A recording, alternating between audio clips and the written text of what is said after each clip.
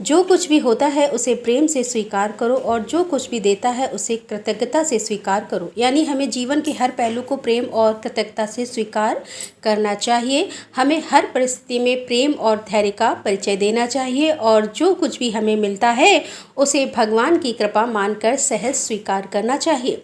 राधे राधे, जय श्री कृष्णा।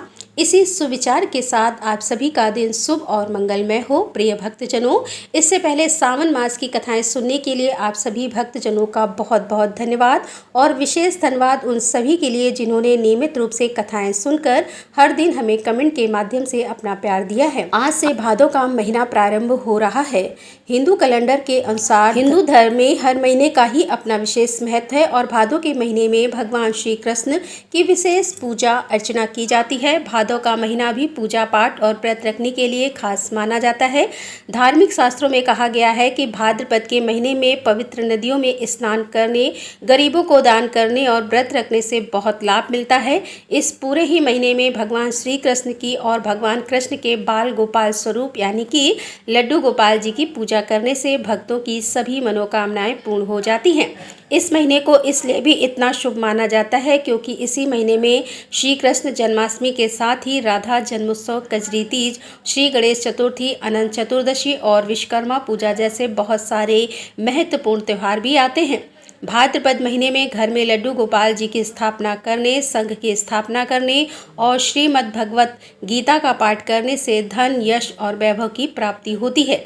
साथ ही इस महीने में श्री कृष्ण जन्माष्टमी पर संतान गोपाल मंत्र का जाप करने से संतान संबंधित समस्याएं दूर होती हैं और निसंतानों को संतान सुख की भी प्राप्ति होती है। आज से आप नियम से हमारे चैनल पर भाद्रपद मास के महात्म्य की कथाएं सुनेंगे। आप सभी से बस एक ही अनुरोध है कि आज आपने अगर पहला अध्याय सुना है तो हर दिन आपको नियम से जब भी आपके पास समय हो इन अध्यायों को जरूर सुनना चाहिए क्योंकि कोई भी कथाएं बीच में अधूरी नहीं छोड़नी चाहिए। ऐसा करने से कथाओं को सुनने का पूरा पुण्य प्राप्त नहीं होता। कथा प्रारंभ करने से पहले जान लीजिए कि भाद्रपद मास से जुड़े हुए जरूरी नियम क्या हैं। जैसे कि इस महीने में भी हर महीने की तरह हर रोज सूर्योदय से पहले उठकर स्नान कर पूजा करनी चाहिए, सूर्य देवता को जल देना चाहिए और साथ ही पूरे नियम और पवित्रता के साथ तुलसी जी की पूजा करनी चाहिए। पूरे महीने में भगवान श्री कृष्ण को भोग लगाते समय तुलसी दल अर्पित करें। ऐसा करने से भगवान कृष्ण प्रसन्न होते हैं। इस महीने में मक्खन जरूर खाएं। जब भी संभव हो मक्खन खाना चाहिए और मक्खन का दान भी करना चाहिए। इस महीने में पंचगव्य अर्थात दूध, दही, घी, गोमूत्र, गोबर का प्रयोग करें। इससे शारीरिक बल मिलता है और भगवान विष्णु के साथ ही भगवान कृष्ण की कृपा भी प्राप्त होती है। जैसा कि आप हमारे इस चैनल पर हर महीने हर दिन सुबह के समय हर महीने के महात्म्य की कथाएं सुनते हैं, तो चलिए आज से भाद्रपद मास की महात्म्य की कथाएं सुनाने के लिए आप सभी को लिए चलते हैं नैमिषारण्य तीर्थ की ओर। सबसे पहले हम सब मिलकर भगवान श्री हरि की वंदना करते हैं। प्रत्येक कल्प और अनुकल्प में विस्तार पूर्वक रचा हुआ यह समस्त मायामय प्रकट होता है, जिनमें स्थित रहता है और अंत काल में जिनके भीतर पुनः लीन हो जाता है, जो इस दृश्य प्रपंच से सर्वदा पृथक है, जिनका ध्यान करके मुनि जन सनातन मोक्ष पद प्राप्त कर लेते हैं और नित्य निर्मल निश्चल तथा व्यापक भगवान पुरुषोत्तम अर्थात जगन्नाथ जी को मैं प्रणाम करता हूँ, जो शुद्ध आकाश के समान निर्लेप नित्याद्यंत मैं सदा प्रसन्न निर्मल सबके स्वामी, निर्गुण व्यक्त और अव्यक्त से परे, प्रपंच से रहित एकमात्र ध्यान में ही अनुभव करने योग तथा व्यापक हैं। समाधि काल में विद्वान पुरुष इसी रूप में जिनका ध्यान करते हैं, जो संसार की उत्पत्ति और विनाश के एकमात्र कारण है, जरा अवस्था जिनका स्पर्श भी नहीं कर सकती तथा जो मोक्ष प्रदान करने वाले हैं, उन भगवान श्री हरि की मैं वंदना करता हूँ। भक्तजनों, पूर्व काल की बात है। परम पुण्यमय पवित्र नैमिषारण्य क्षेत्र बड़ा ही मनोहर लगता था। वह बहुत सारे मुनि इकट्ठा हुए थे। तरह तरह के पुष्प उस स्थान की शोभा बढ़ा रहे थे। पीपल, पारिजात, चंदन, गुलाब तथा चंपा आदि अन्य बहुत सारी वृक्ष उसकी शोभा बढ़ा रहे थे। तरह तरह के पक्षी, तरह तरह के मृगों का झुंड, अनेक पवित्र जलाशय और बहुत सी बावलियां उस वन की ओर सुसज्जित कर रही थी। ब्राह्मण, क्षत्रिय, वैश्य, शूद्र तथा अन्य जातियों के लोग भी वहां उपस्थित थे। ब्रह्मचारियों को गृहस्थ, वानप्रस्थ, सन्यासी सभी वहां जुटे हुए थे। झुंड की झुंड गौवें भी उस वन की शोभा बढ़ा रही थीं। नैमिषारण्य निवासी मुनियों का 12 वार्षिक अर्थात 12 वर्षों तक चालू रहने वाला यज्ञ आरंभ था, जो चना, गेहूं, उड़द, मूंग और तिल आदि पवित्र अन्नों पर यज्ञ मंडप सुशोभित था। वहां होम कुंड में अग्निदेव प्रज्वलित हो रहे थे और आहुतियां दी जा रही थी। उसी महायज्ञ में सम्मिलित होने के लिए बहुत से मुनि और ब्राह्मण अन्य स्थानों से वहां पधारे हुए थे। स्थानीय महर्षियों ने उन सभी का यथायोग आदर सत्कार किया। ऋतुविजों सहित वे सब लोग जब आराम से अपने अपने आसन पर बैठ गए तब परम बुद्धिमान लोग हर्षण सूत जी महाराज वहां पधारे। उन्हें देखकर सभी मुनिवर को बड़ी प्रसन्नता हुई। सबने खड़े होकर उनका आदर सत्कार किया। सूत जी ने बराबर सबके प्रति आदर भाव को प्रकट किया और फिर एक श्रेष्ठ आसन पर विराजमान हो गए। उस समय सब ब्राह्मण सूत जी के साथ वार्तालाप करने लगे। बातचीत के अंत में सबने व्यास शिष्य लो महर्षि से अपना संदेह पूछा, जैसा कि वह अक्सर पूछा करते थे। मुनियों ने हाथ जोड़कर पूछा, हे लो महर्षि जी, अपने आप श्रीमुख से अनेक कथाओं का रसपान है। अब आप कृपा कर पशु के जन्म की कथा भी विस्तार पूर्वक कहिए। उन महात्मा ने इस पृथ्वी का किस प्रकार दोहन किया था? मुनियों का प्रश्न करने पर लोमस ऋषि जी इस प्रकार बोले कि द्विज, मैंने बेन कुमार पथु की कथा विस्तार के साथ सुनाता हूँ। आप सब लोग भी एकाग्रचित होकर सुनिए। ब्राह्मणों, जो पवित्र नहीं रहता, जिसका हृदय खोटा है, जो अपने शासन में नहीं है, जो सत का पालन नहीं करता हो और जो कृतज्ञ और अहितकारी है, ऐसे पुरुष को मैं यह प्रसंग कभी नहीं सुना सकता। यह स्वर्ग देने वाला, यश और आयु की वृद्धि करने वाला, परम धन्य, वेदों के तुल्य माननीय तथा गण रहस्य है और ऋषियों ने जैसा कहा है वह सब मैं ज्यों का त्यों सुना रहा हूँ। सभी सावधान होकर सुनिए। जो प्रतिदिन ब्राह्मणों को नमस्कार करके वेद कुमार के चरित्र का विस्तार पूर्वक कीर्तन करता है, उसे अमुक कर्म मैंने किया है और अमुक नहीं किया, इस बात का शोक कभी नहीं होता। पूर्व समय की बात है कि हे ऋषिवर, अत्रिक कुल में उत्पन्न प्रजापति अंग बड़े धर्मात्मा और धर्म के रक्षक थे। वे अत्रि के समान ही तेजस्वी थे और उन्हीं का पुत्र था वेन, जो धर्म के तत्व को बिल्कुल भी नहीं समझता था। उसका जन्म मृत्यु कन्या सुनीता के गर्भ से हुआ था। अपने नाना के स्वभाव दोष के कारण वह धर्म को पीछे रखकर काम और लोभ में प्रवृत्त हो गया। उसने धर्म की मर्यादा भंग कर दी और वह वेन वैदिक धर्मों का उल्लंघन करके अधर्म में लीन हो गया।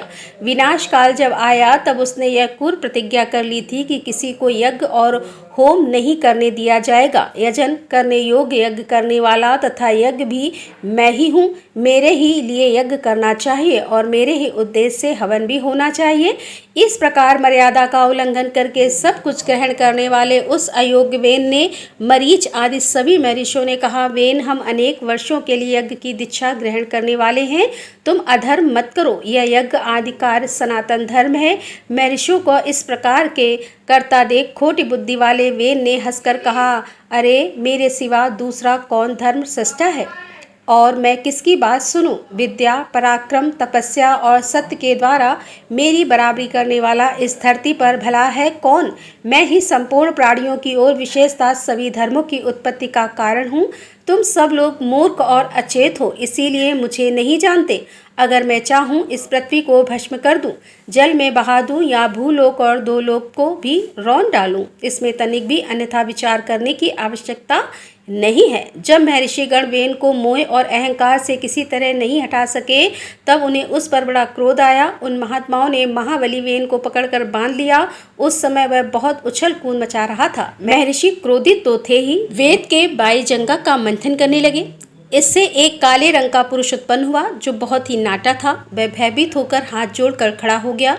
उसे व्याकुल देखकर अत्रि ऋषि ने कहा, निश्चित अर्थात बैठ जा। इससे वह निषाद वंश का प्रवर्तक हुआ और वेन के पाप से उत्पन्न हुए धीवर की सृष्टि करने लगा। इसके बाद महात्माओं ने पुनः अरणी की तरह वेन की दाहिनी भुजा का मंथन किया।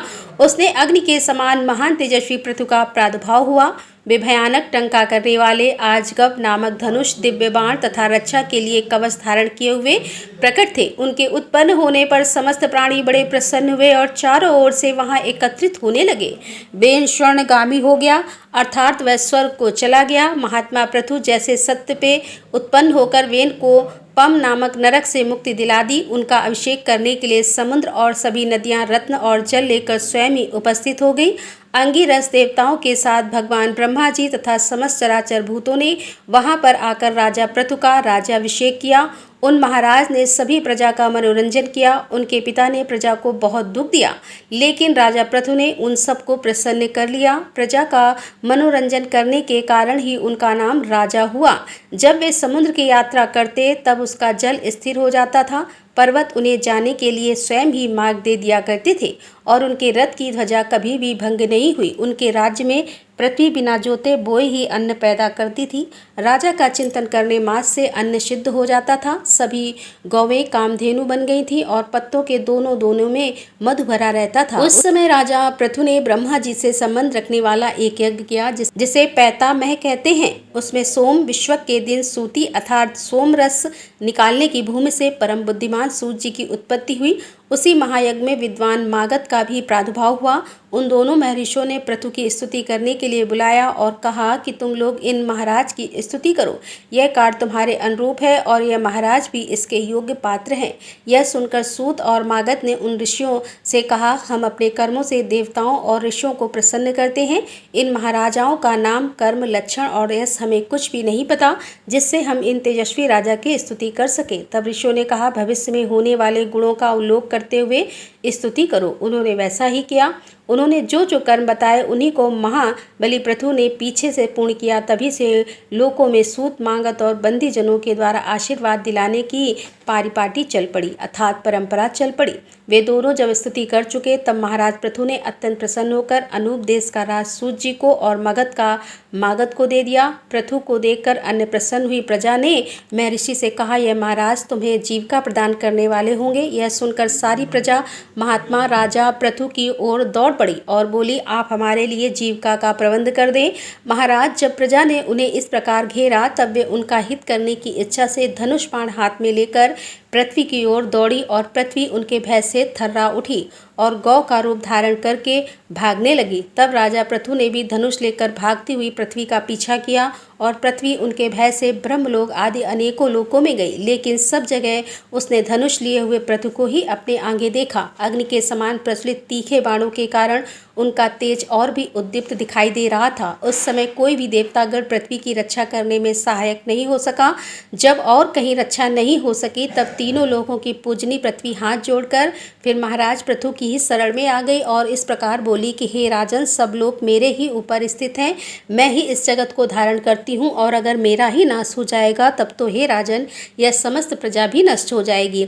इस बात को तुम अच्छी तरह समझ लेना हे राजन, और अगर तुम प्रजा का कल्याण करना चाहते हो तो मेरा वध मत करो। मैं जो बात कहती हूँ उसे सुनो। ठीक उपाय से आरंभ किए हुए कार्य सिद्ध हो जाते हैं। तुम उस उपाय पर ही नजर डालो जिससे इस प्रजा को तुम जीवित रख सकोगे। मेरी हत्या करके भी तुम प्रजा के पालन पोषण में कभी समर्थ नहीं हो पाओगे। हे राजन, तुम क्रोध त्याग दो, तब मैं तुम्हारी अनुकूल हो जाऊंगी। त्रयोगिनी में भी स्त्री को अवश्य बताया गया है। अगर यह बात सत्य है तो तुम्हें धर्म का त्याग कभी नहीं करना चाहिए। पृथ्वी की बात सुनकर राजा पृथु कहने लगे, भद्रे, जो अपने या पराये किसी एक के लिए बहुत से प्राणियों का वध करता है तो उसे अनंत पाप लगता है, लेकिन जिस अशुभ व्यक्ति का वध करने पर बहुत सारे लोग सुखी हो सकते हैं उसको मारने से पातक या उपपातक कुछ नहीं लगता। इसीलिए वसुंधरे, मैं प्रजा का कल्याण करने के लिए तुम्हारा वध तो अवश्य करूँगा। अगर मेरे कहने से आज संसार का कल्याण तुम नहीं करोगी तो अपने बाण से मैं तुम्हारा नाश कर दूंगा और तब मैं अपने आप को ही पृथ्वी रूप में प्रकट करके खुद अपनी प्रजा को धारण करूंगा। इसीलिए तुम मेरी आज्ञा मानकर समस्त प्रजा की जीवन रक्षा करो, क्योंकि तुम सबके धारण में समर्थ हो। इस समय तुम मेरी पुत्री बन जाओ, तभी मैं इस भयंकर बाण को जो तुम्हारा वध करने के लिए तत्पर हो रहा है रोक पाऊंगा। राजा पृथ्वी की बात सुनकर पृथ्वी बोली, वीर, निसंदेह मैं यह सब कुछ करूंगी। मेरे लिए कोई बछड़ा देखो जिसके प्रति स्नेह युक्त होकर मैं दूध दे सकूं। धर्मात्माओं ने श्रेष्ठ है राजन, तुम मुझे सब और बराबर कर दो जिससे मेरा दूध सब और बह सके। तब राजा पृथु ने अपने धनुष की नोक से लाखों पर्वतों को उखाड़ और उन्हें एक स्थान पर एकत्रित कर दिया। इससे पर्वत बढ़ गए। इससे पहले की सृष्टि में धरती समतल न होने के कारण पुरों या फिर ग्रामों का कोई सीमा विभाग नहीं हो सका था। उस समय अन्न, गोरछा, खेती और व्यापार भी नहीं होते थे। यह सब तो वेन कुमार पृथु के समय से ही आरंभ हुआ है। भूमि का जो भाग समतल था वहीं पर सभी प्रजा ने रहना पसंद किया। उस समय तक प्रजा का आहार केवल फल फूल ही था और वह भी बड़ी कठिनाई से उन्हें मिल पाता था। राजा पृथु ने स्वयं शंभु मनु को बछड़ा बनाकर अपने हाथ में ही पृथ्वी को दूह लिया। उन प्रतापी राजा ने पृथ्वी से सब प्रकार के अन्नों का दोहन किया। उसी अन्न से आज भी सब प्रजा जीवन धारण करती है।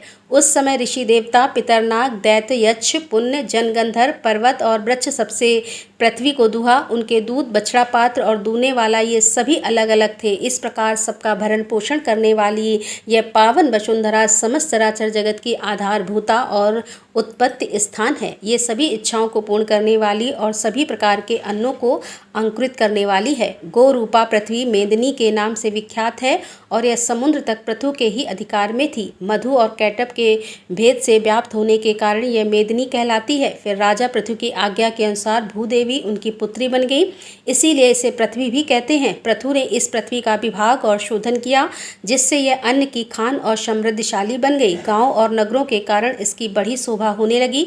वेन कुमार महाराज पृथु का ऐसा ही प्रभाव था, इसमें संदेह नहीं है कि वे समस्त प्राणियों के पूजनीय और वंदनीय हैं। वेद वेदांग के पारंगत विद्वान ब्राह्मणों को भी महाराज पृथु की ही वंदना करनी चाहिए, क्योंकि वे सनातन ब्रह्म योनि हैं। राज्य की इच्छा रखने वाले राजाओं के लिए भी परम प्रतापी महाराज पृथु ही वंदनीय है। युद्ध में विजय की इच्छा रखने वाले पराक्रमी योद्धाओं को भी उन्हें मस्तक झुकाना चाहिए, क्योंकि योद्धाओं में वे अग्रणी थे। जो सैनिक राजा पृथु का नाम लेकर युद्ध के मैदान में जाता है, वह भयंकर संग्राम से भी सकुशल लौटता है और यशस्वी होता है। वैश्यव्रती करने वाले धनी वैश्य को भी चाहिए कि वे महाराज पृथु को नमस्कार करें, क्योंकि राजा पृथु सबके प्रति दाता हैं और परम यशस्वी थे। इस संसार में परम कल्याण की इच्छा रखने वाले तथा तीनों वर्णों की सेवा में लगे रहने वाले पवित्र शूद्रों के लिए भी राजा पृथु की वंदनीय है। इस प्रकार जहाँ पृथ्वी को धने के लिए जो विशेष बछड़े वाले दूध तथा पात्र कल्पित किए गए थे, उन सब का विस्तार पूर्वक वर्णन मैंने तुम्हें सुना दिया। अब आगे और क्या सुनने की इच्छा है, हे ऋषिवर बताइए। तब ऋषियों ने श्री लोमस ऋषि से जो कुछ भी पूछा उसका वृतांत आप सभी अगले अध्याय में सुनिए। अगर वीडियो अच्छी लगी हो तो वीडियो को लाइक करके, अगर आपने अभी तक भी हमारे चैनल को सब्सक्राइब नहीं किया है तो ज़रूर कर लीजिए।